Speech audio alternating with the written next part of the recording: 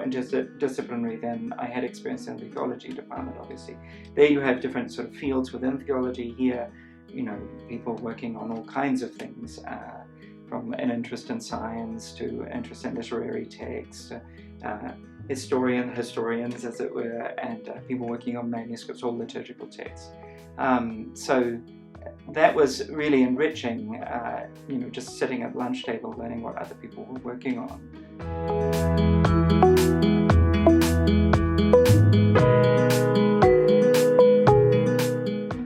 Dan Sheeran was my doctoral advisor, so I had to leap in quite quickly to brush up my Latin. I really only had 1 year of high school Latin, and so then I already discovered while doing my theology masters, I really wanted to learn Latin again. So I learned the basics, and then with Dan Sheeran, we had these 8 o'clock in the morning classes, and every day of the week. Yes, Monday to Friday, 8 o'clock, we would be with Dan for 45 minutes or an hour or something, I think. And he would have the text written up on the screen. And this was relatively early. There weren't many people using the screen in this way.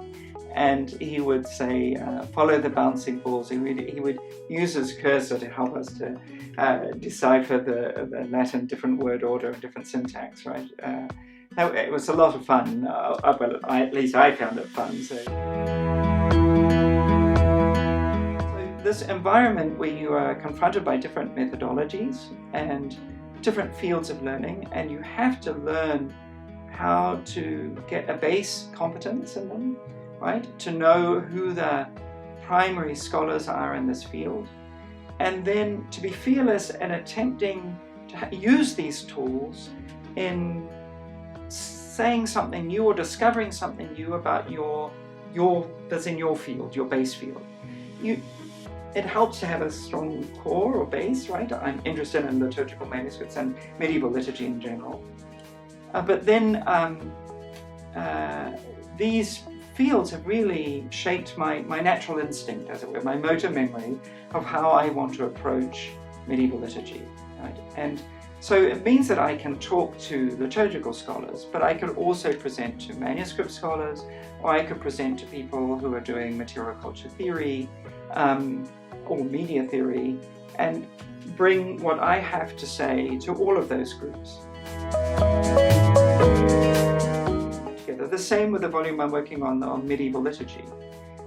We have specialists in acoustics, in lighting in the Middle Ages, in textiles, in manuscripts, of course, in different sorts of manuscripts, in music, in you name it, bookkeeping, libraries, architecture, spatial theory, psychological theory, and neuroscience and medieval liturgy. All of those scholars are in this volume to provide a complex and rich picture of what is medieval liturgy, and not limited to just theology or just texts, right? So I think the Institute has positioned itself well with its strong tradition of interdisciplinarity, and then now it's sort of really emphasizing this different approaches to both the Western and beyond Middle Ages. Learning a language or learning how to really pay attention to anything. It could be a manuscript, it could be a set of accounts, it could be a dig. Really takes time. And so I want the university, this liberal arts grounded university and institution that has such a strong tradition of valuing how to introduce people to sources, to hold on to that. I think it's a gift for future scholarship. As a lot of programs are under such pressure, it can lead to a kind of, I'll just do the surface level because I don't have time to do the real hard, innovative work, because that takes real burnishing of skills and real focus for a longer period of time. So I think that's embedded in the history of this place, of this institute, and I think it's a gift not only for the students here and scholarship here, but also for the field of institute students as they go beyond these walls, and as the scholars and fellows of this institute communicate to medievalists around the world. It's what the Institute students are already known for, and I think that will become increasingly important. I don't see the importance of that diminishing. I think it will only increase.